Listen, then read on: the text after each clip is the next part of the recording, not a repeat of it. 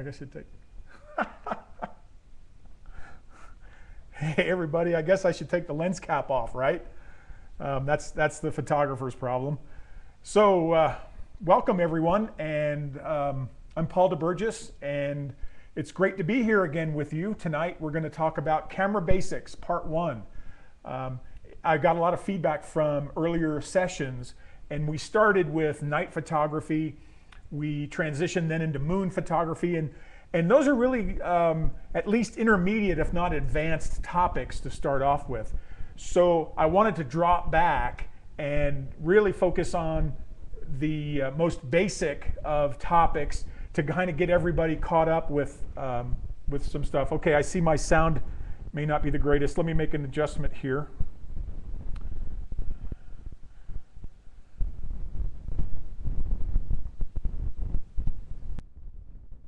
Hopefully that'll help a little bit. And I'll reposition the microphone. Okay, let's try that. So before we get started, just a couple of things. I want to get right to the topic, so I'm going to kind of spare you the introduction. If you're on my webpage on ColorBandit.com, you can see a bio, and you can download a PDF of a short bio about me. It's right up here. It says Paul's bio. If you haven't already downloaded the notes, still echoing, okay. We'll try this. According to my mixer, it looks like things should be okay. So take a look at the bio, and also down below, thank you, there's the notes download for tonight's session. So you can get that. Good, it looks like most people can hear well, so I'm glad to hear that. So again, my bio is up above. The notes for the session are just below basics1.pdf, so you can download those. For the chat tonight, last time it was really helpful for me to, for when you put your questions on, if you used bold font. And the control for bold font is down on my screen anyway, it's right down below where I would type. You have bold, italics, and underline, and you can actually change colors of your message. So if you would put your questions in bold, that will help them show up apart from all of the other chats and things that are going on while we're going through this. Also, as we kick off, if you would, chat me what city, state, or country you're watching from, so I know what the reach is for this. Also, if this is how many times that you've participated. Also, your camera type from the standpoint of a cell phone camera, a point and shoot, or a DSLR, or some kind of SLR high-end camera. And then the other thing that I'm really curious about is I'm looking to bring this to mobile devices as well. So if you have an iPod or an iPad or a smartphone and you want to watch these videos live on your mobile device, let me know mobile yes or no, okay, if that would be an interesting option for you. So with that, we're going to dive in. If you have the handout, you'll see that we're going to talk about three basic elements of the camera for tonight. The first thing, it all has to do with how the camera works. And in the old days when we were shooting with film, the camera itself had one basic job, and that was to collect and focus light onto a flat plane, which was the surface of the film. And that was the only purpose for the camera. Now, you could get electronic metering, and you could get flash, and you could get all these other things that help the photographic experience. But the basic job of the camera was to collect and focus light. And that's what we're going to talk about today, is how digital cameras do that. In the next workshop, in part two, that'll be next week, we'll talk about the different scene modes that you have in your point and shoot cameras, and how those all work, and how those go to create a picture. So to kick off tonight, the first camera setting, the first camera parameter that I'm going to talk about is the ISO. Now, depending on the kind of camera that you have, you may or may not even have a setting for an ISO at all. The simpler cameras make all these decisions for you in advance, so you may not find that particular setting. But I want to talk through what that means, because one way or another, your camera is selecting this setting for you, even if it's automatically, and it's in there. So if you shot in the old days with film, one of the things that you did when you bought your film was you selected a film speed, and back then it was an ASA rating. So you might buy an ASA 100 film, or a 64, or a 200, or a 400. And the numbers from ASA film speed kind of translate forward almost the same way in digital. So today your digital cameras have an ASA, can be set to an ASA rating. And what that means is the image sensor itself in your camera has a certain sensitivity to the light that's falling on it.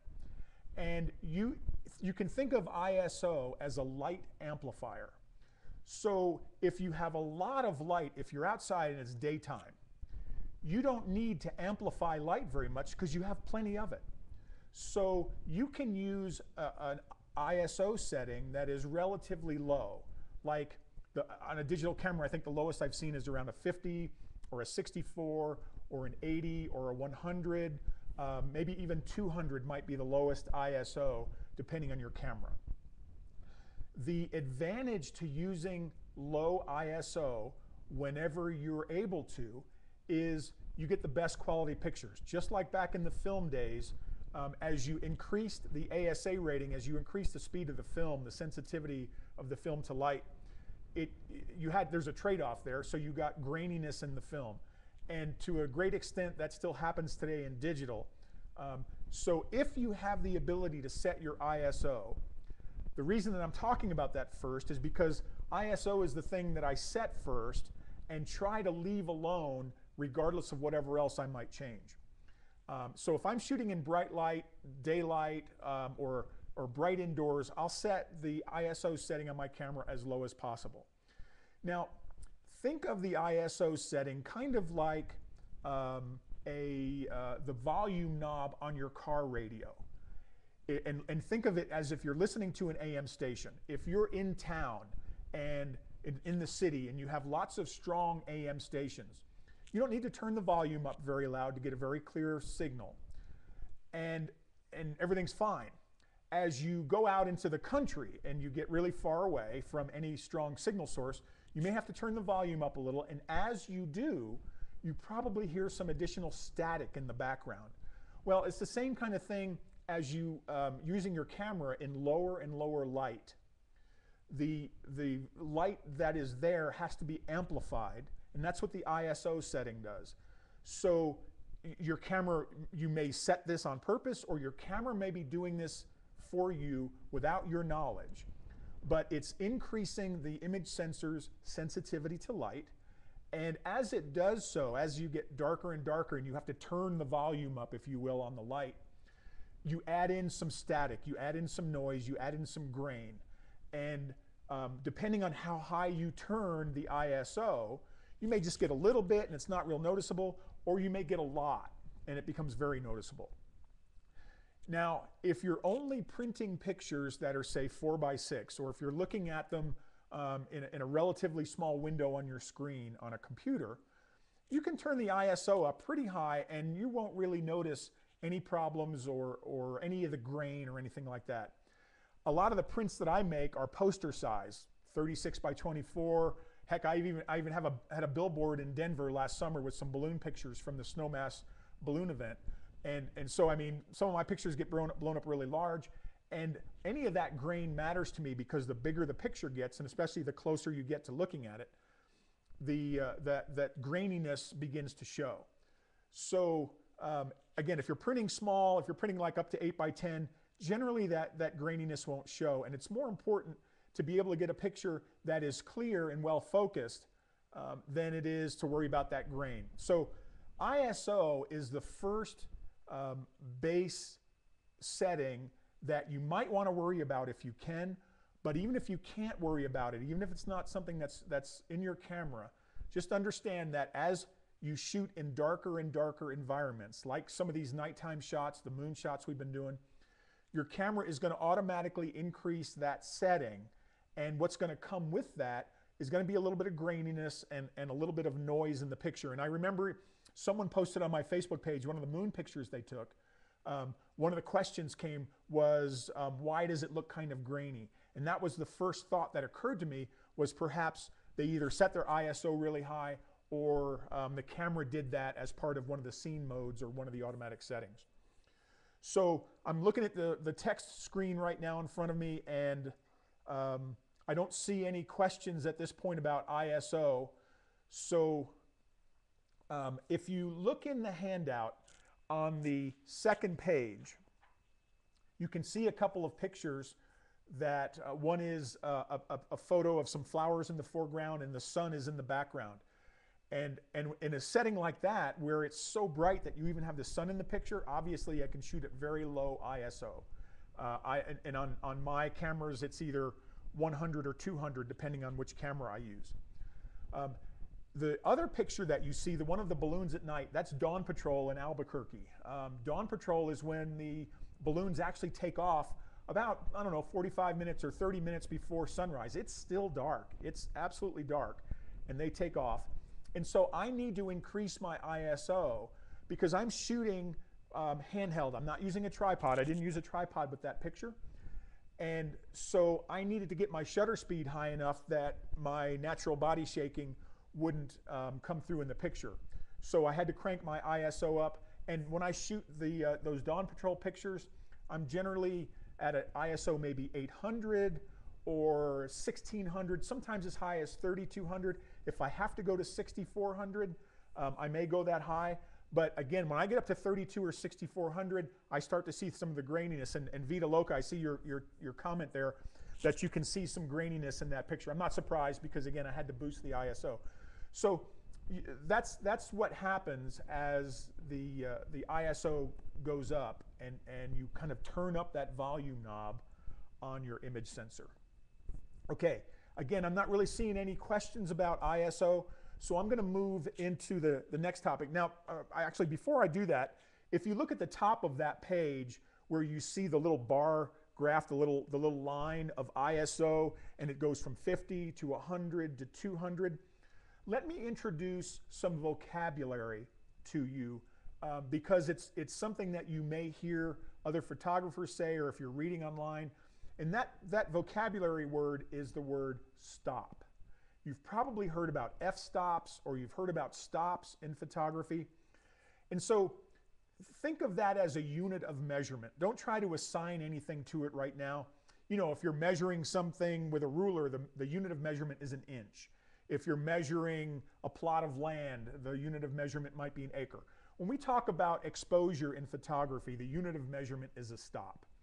And if you look at that bar graph at the top of the page where it goes from 50 to 100 to 200 to 400, notice each increment doubles. So 100 to 200 is doubling, 200 to 400 is doubling, 400 to 800 and so on is all doubling. Every time you double the ISO, you increase by one stop, okay? You'll find that throughout photography, when you double a setting, you increase by one stop. And the same thing when you go the other direction, if you cut it in half. So if we were reducing our ISO, let's say from 1600 to 800, cut it in half. 800 down to 400, cut it in half again. That's reducing by one stop. So again, I just want to point out that vocabulary word, stop, generally means going up by a factor of 2, doubling, or going down by a factor of 2, halving, cutting something in half, cutting that value in half. And when we talk about exposure overall, you're going to see how the different exposure variables, ISO, aperture, and shutter speed, all work together so that you can get the same exposure and adjust all these different variables. Now, I'm trying to keep this as basic as possible, so if that doesn't make sense just yet, then sit on it for a minute as we talk about these other topics. Okay, so I still don't see any questions in the chat about ISO. So let's go on to the next exposure variable that we can talk about, and that is lens aperture. Okay? Now, if you look in the picture at the handout and the picture on the top of page 3, you'll see what I'm talking about. And I actually have a sample lens here that I'm going to show you. So here's an old lens that I took off a film camera from the old days. And the reason that I use this one is because it's going to be really easy to demonstrate the effect of the aperture. So inside this lens, and I'm going to get really close to the camera, inside this lens you can kind of see a hole behind the, you can see a small hole in there. There's actually a diaphragm in the lens that you can adjust, and you can make the lens opening larger or smaller. And this is the aperture of the lens. And so when we talk about lens f-stops, what we're talking about is the size of the hole in the lens formed by this diaphragm. Okay? So this particular lens is an f2. And so that's as wide as it will go. And so that large hole would be the f2 setting for this lens. And the minimum f setting for this lens is, looking here, it's a 16. So for this lens, that hole would be an f16 setting. And I realize the camera's trying to get focus on it there, so may not be in crisp focus on the video. But this is what we're talking about when we're talking about aperture. And every camera, regardless of whether you have a really expensive lens and DSLR setup or a point and shoot, has an adjustable aperture. Most cell phone cameras do not. That aperture is fixed. And in the old days, if you had one of those disposable film cameras or one-time use film cameras, most of the time those apertures were fixed as well. So the really inexpensive kinds of point and shoot cameras in the film days were fixed apertures. But today, if you have a point and shoot or higher, you generally have a variable aperture. Now the question is, how do I set that? And again, you may not be able to. This may be something that's pre-programmed in the different scene modes. But let me talk about that for just a second. If you look in the handout, you'll see 2 pictures that illustrate why aperture matters for you. Because I think the logical question is, if I want to get as much light into the camera as possible, why wouldn't I use the big opening all the time? Why wouldn't I just use that? That's my default setting. Well, you could. And when I do my overnight shots, when I'm exposing for many minutes or maybe an hour, sometimes I use that setting to get as much light in there as possible. But the thing to understand about aperture is this, and it's called depth of field. And those 2 pictures in the handout on page 3 illustrate what I mean by depth of field. If you look in the top picture, I think automatically your eye goes to those 2 people, and you look at the expression and you look at their hand gestures and you see all that. And then the other thing you notice is that the background is out of focus. That's what we mean when we talk about shallow depth of field. It's a very artistic effect, and it can be created with as simple as opening up the aperture as large as it will go, and then focusing on that, in this case, the people, the element in the foreground, and very quickly everything behind it falls out of focus. You find this many times in portraits where you want to focus on the person's face and you don't really want the background to distract anything. So a lot of portrait photography is done with a very large aperture setting. And in the handout, I say that the large apertures are anywhere from the f1.2 to f4 range. Now again, if you have a point and shoot, how do you know what aperture you're at? Well, let me show you this lens again. And every lens I've ever seen, or every point and shoot camera, most of them that I've seen, will tell you what the available apertures are. And I hope the webcam can focus on here. If you look at the writing that's on the front of the lens, one of the things, let me turn it up right. One of the things that you can see is where it says 45 millimeters and then 1:2. That 1:2 is telling me that this is an f2 lens, okay? Now, I'll show you a camera. Here's my Canon point and shoot. And on the front, right down here on the bottom, let's give the webcam a chance to focus, it shows that this lens is an f2.8 to 4.5. So it says it pretty clearly there. And again, I'm not sure the webcam, there we go, it's focused now. So you might be able to see. So if you look at your point and shoot and you see this setting, or you see those numbers, that's telling you what your lens possibilities are. Now, can you actually manually set these? Depends on your camera, okay? And again, that's why we're going to talk about scene modes next week, because the scene modes are where the lens aperture comes in and is set automatically, even if you can't set them on purpose. So I don't have a timeline, or I don't have a bar at the top, you know, like I did with ISO, showing you the different settings and the different stops. So maybe you could, if you're taking notes, if you're writing things down, here are the aperture stops, one stop at a time. So if you start at, say, 1.4, which is a very large opening, and it goes to f2, f2.8, f4, f5.6, f8, f11, f16, f22, those are all one-stop increments in aperture settings.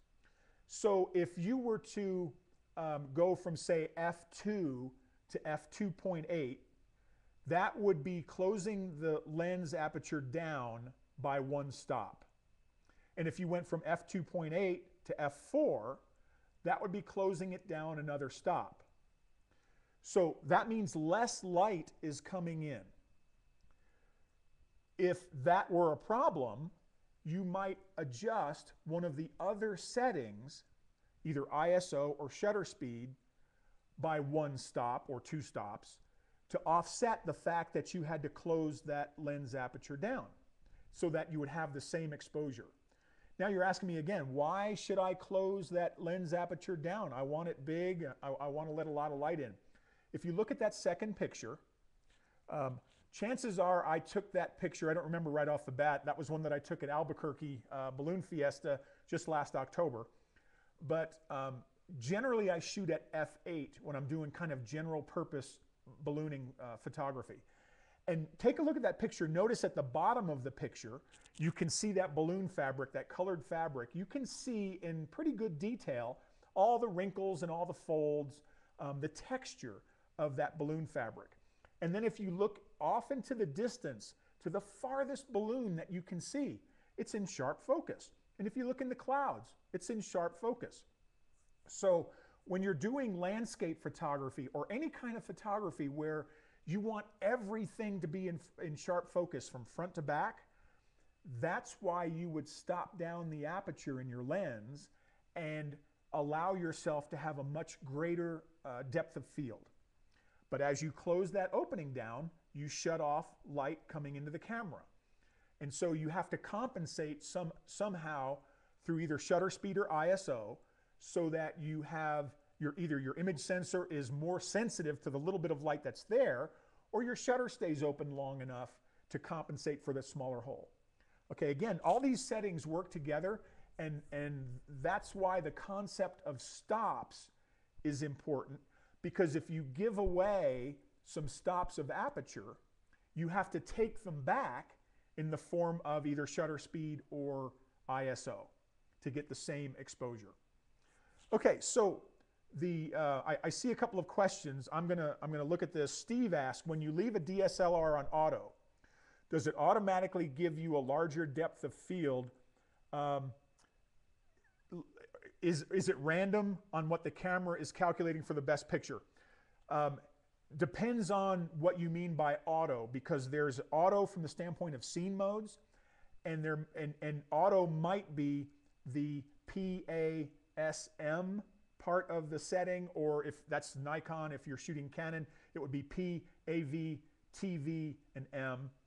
So if it's the P, then it may not select the ISO for you automatically. If you're in an auto scene mode, then it probably is. Also, generally in a DSLR, you're going to have a setting in the menu that is auto ISO, so you can let the camera pick the ISO if you want, no matter what you're in, even in a semi-automatic mode. So to answer your question, does it automatically give you on auto? Does it automatically give you a larger depth of field? It depends on what mode you're in, and so if we're talking about aperture, it may change the aperture on you without your knowledge. So that's one of the reasons with a DSLR that you might want to take control of some of these settings, because maybe you want a very shallow depth of field, or maybe you want a very extreme depth of field, and you don't want the camera to open that aperture up. So it's not random. It's depending on the light that's coming in and the programming that the camera's been given, either by you or by the engineers in Japan who made it. But it's calculating what it thinks it needs for the best picture based on the settings.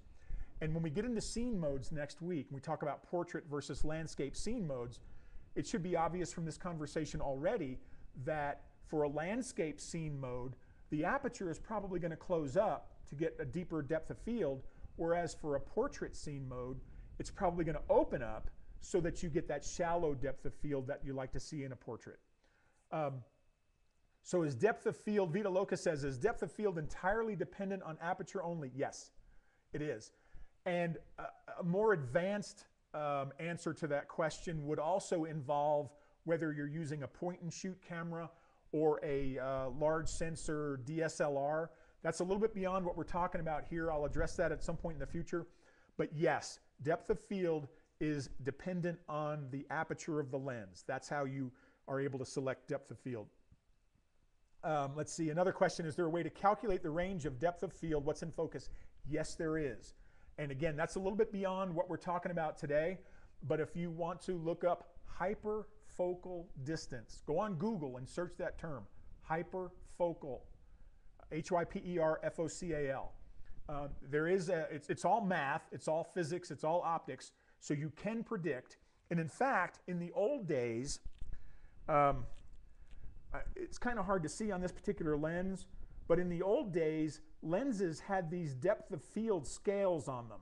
And you could actually preset the lens, and you would get the depth of field that you wanted without having to even worry about, the manual setting of the aperture. You could use that depth of field scale.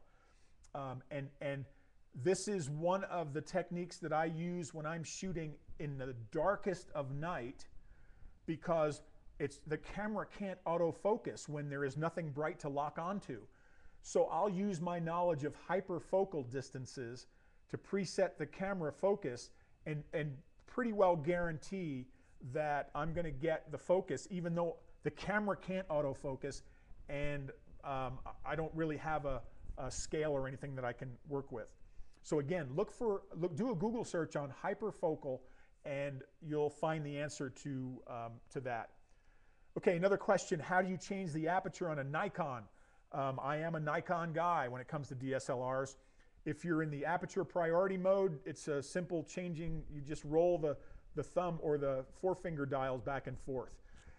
Again, this is another feature of or I don't think it's a feature, I actually think it's a little bit of a drawback. On these older lenses, I could change the aperture setting by just turning a setting on the lens. The newer lenses don't have that. The newer lenses are all controlled by the computer inside of the camera itself. So even with an expensive DSLR, you have to use the thumb wheel or the finger wheel to control aperture. Let's see. William asks, on page 5, how was that photo taken? That was the picture of Garden of the Gods, black and white picture. And that was one that I shot for absolute depth of field. So I was probably shooting that one at around f11, maybe f16. I generally don't shoot any higher than f16, and the reason for that is, again, beyond this, but F11 or F16. I was on a tripod. That was actually before sunrise. The sun was not up yet. The color version of that picture is on my Facebook page as my header picture. I used my software to convert that to black and white because I just thought it looked pretty cool in black and white too. So that was taken in color. You can see it on my Facebook page, or you can take a look at it in that handout and see the black and white version. So, okay, cool. Yeah, try it out. Absolutely. I don't see any other questions related to Aperture. So then I'm going to move into the last of the three variables, and that's shutter speed. So again, you can look at page 4 in the handout, and you can see the little bar graph along the top. And at one end, you have 4 with a double quotation mark. If you have the ability to manually change the shutter speed settings on your camera, the way that they show up in my handout is probably the way you're going to see them on in the display or on your camera somewhere.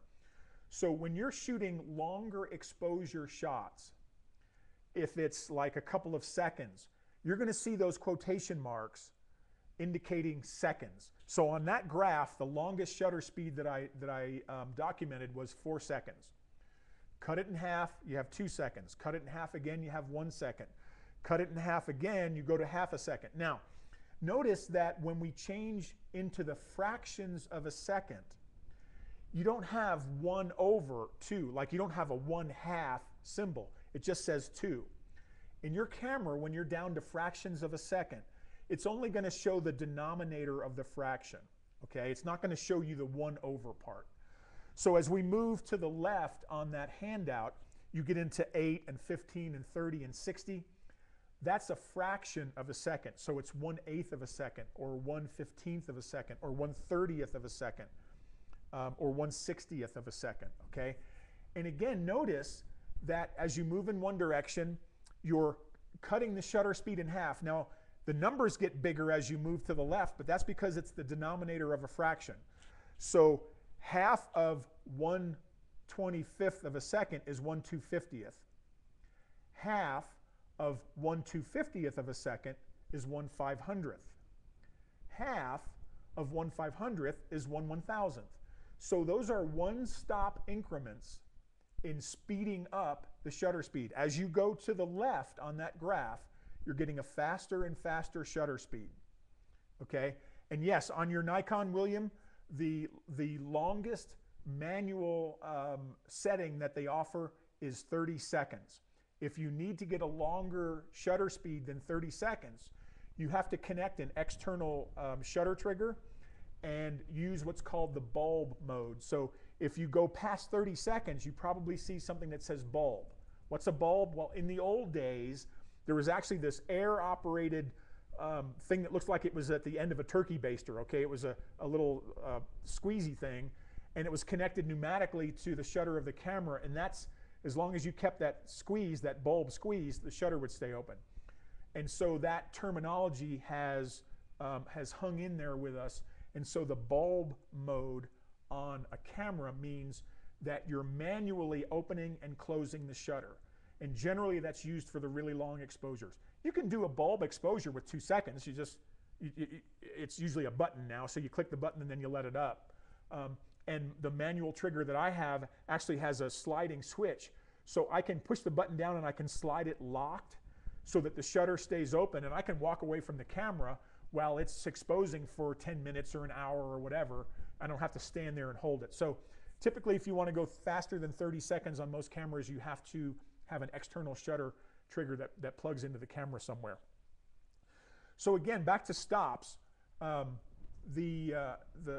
you move to the right, you're increasing the shutter speeds on that graph as you move to the right by one-stop increments, so you're doubling the amount of shutter speed. So if you were at 1/1000th of a second and you double it, it increases or decreases to 1/500th of a second, and then you double it again, that's 1/250th of a second, you double it again, 1/125th. So again, it gives you the idea of one-stop changes in your exposure. So if you have to stop your lens aperture down because you want depth of field, and let's say that you have to stop it down by 2 stops, in order to get the same exposure, you have to lengthen your shutter speed by 2 stops. Okay, so that's how stops work, and you can use ISO stops, and you can use aperture stops, and you can use shutter speed stops, and have them all work together to give you the shutter speed that you want, or the depth of field that you want, or the lack of graininess that you want. Those are all the controls, so that as you become more creative and you become more knowledgeable about how the camera works, you can use those different settings to create the kind of picture that you want. And it's great. It is fun. It's really fun to learn this stuff and to be able to use it. And again, for those of you with point and shoot cameras, these settings, if they exist at all, are probably buried in a menu somewhere. Or if you have a very simple camera, you may not have the ability to change these settings at all. So again, that's why in part 2 next week, we're going to talk about the scene modes, and I'm going to explain to you what the engineers probably did when they set up a portrait or a night landscape or a fireworks or a beach setting or any of those scene modes that you have in the camera, so you know which one to use. And if they don't offer you the scene that you want, which scene will give you just about what you're looking for. And that's really the most important part, and that's why I'm laying this foundation right now, because I want you to understand how those scene modes work. Okay, I see I got some questions rolling in. On your Nikon, it shows the 1/4000th of a second all the way down to 30 seconds. Yeah, and depending on, again, on how you have your camera set, it may give you those steps in 1 stop increments, or half stop increments, or 1/3 of a stop increments. So there's a lot of flexibility into how you can program your camera to offer those selections to you. Right, it doesn't say, and it won't say stops. It's up to you to understand that that's how the increments go. Is there a starting point for stops for each setting? How do you know what shutter speed is 2 stops down from a particular f-stop? Well, it's all relative. So if let's say I'm at an f2 right now, I know this, and I don't expect you to remember these things, but I'm just weird like this, and numbers are easy for me. So if I'm at f2 right now, 2 stops smaller than f2 is f2.8 and f4. So I just know that, and I know it. Call me crazy, but I just use it so much that it's committed to memory. I've learned it. So it's probably not as important to maybe know exactly how many stops you're going, because with a point and shoot, one of the things that's great about any digital camera is you can see the image on the screen. And most of the time, when you press the shutter button down just halfway, you don't take the picture, you just push the button down a little, the camera goes into whatever mode it's going to be in, and what you see on the screen is the picture that you're going to end up with when you just push your finger halfway down. So even if you don't know exactly what stop you're in, you can kind of preview the picture before you take it by pressing the shutter button partway down, and then look at the LCD display on the back, and that will give you what you should expect to see. So as far as a starting point, again, if you have the ability to manually set these settings, there's a couple of things that you can do. Every digital camera records the settings that it used in some invisible data that's recorded along with the image file. And that's called the EXIF data, E-X-I-F. And so, yeah, metadata is another term for it. So a lot of software that comes with your camera will allow you to read that metadata or the EXIF data, and so you can tell what settings the camera actually used. Another thing that you can do is if you have the ability to set these settings manually, put your camera in full auto mode, and then push the shutter button down halfway, and look at the settings that the camera decided it wanted to use. So you can see what shutter speed for that amount of light, and what aperture and what ISO settings. The camera will tell you that. And so you can say, okay, that's kind of what the camera is deciding I should have as a starting point. And then if you decide artistically you want more depth of field, then you know, okay, I'm gonna close the aperture down a couple of stops, but I also have to lengthen my shutter speed by that number of stops to get the same setting as the camera wanted to give me in the first place. So that's one way that you can do that. And if you don't have software with your camera, there's some freeware that I use, and it's made by a company called Opanda, like a panda bear, but Opanda, O-P-A-N-D-A. That's the name of the publisher. And their software tool that reads the metadata, the EXIF data, is called iEXIF, and that's the letter I, E-X-I-F. So if you go on the internet and you search for Opanda iEXIF, you'll get it. It's a free download, and then all you have to do is use that program to access any of the picture files, and it will come up with a table and give you all kinds of information. And so it's a really useful program. It'll tell you a lot more than what you ever wanted to know about that particular picture. It'll also tell you some cool things about your camera too.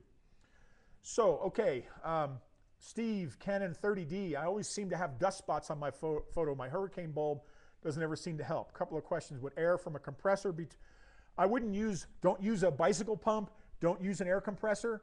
I don't have one here down in the studio with me, but there are bulbs that have plastic nozzles that are especially designed to clean your image sensor. I have a couple of different sizes, and I've had excellent luck cleaning any and all dust spots off of any of those, any of my image sensors with just those. Don't use a high pressure compressor like you would fill up a tire with.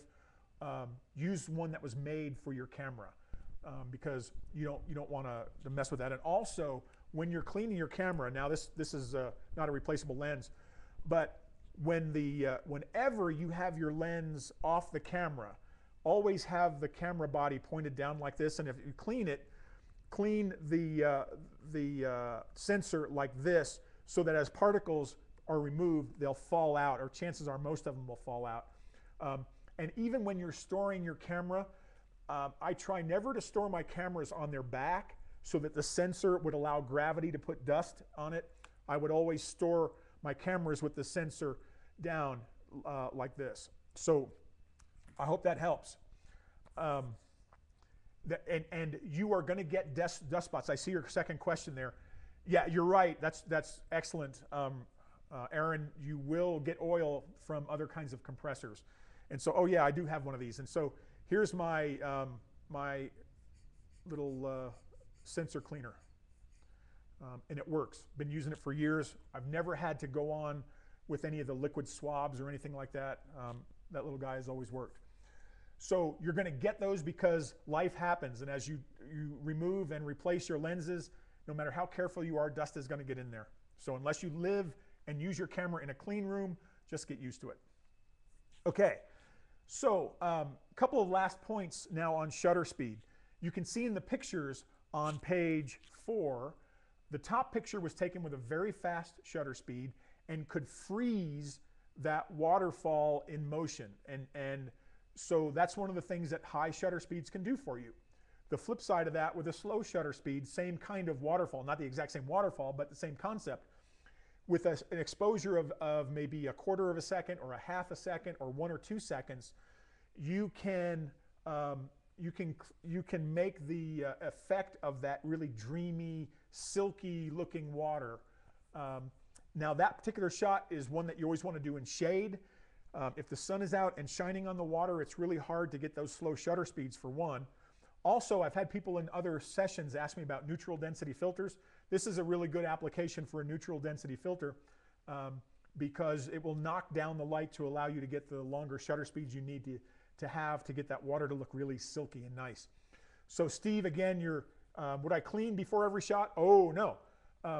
I generally clean before, or like when I first get back from an event. I shoot a lot of hot air balloon events where I'm outside changing lenses and stuff outside.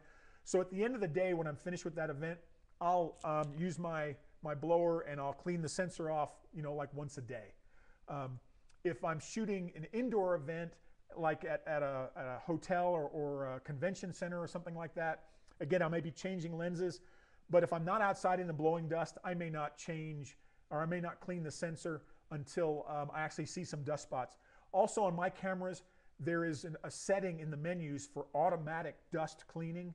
So the sensor itself in a lot of cameras has the ability to do some minor housekeeping on itself, and so that'll clean it up. Not every shot, but event, yeah. So typically that's how I would clean my sensor.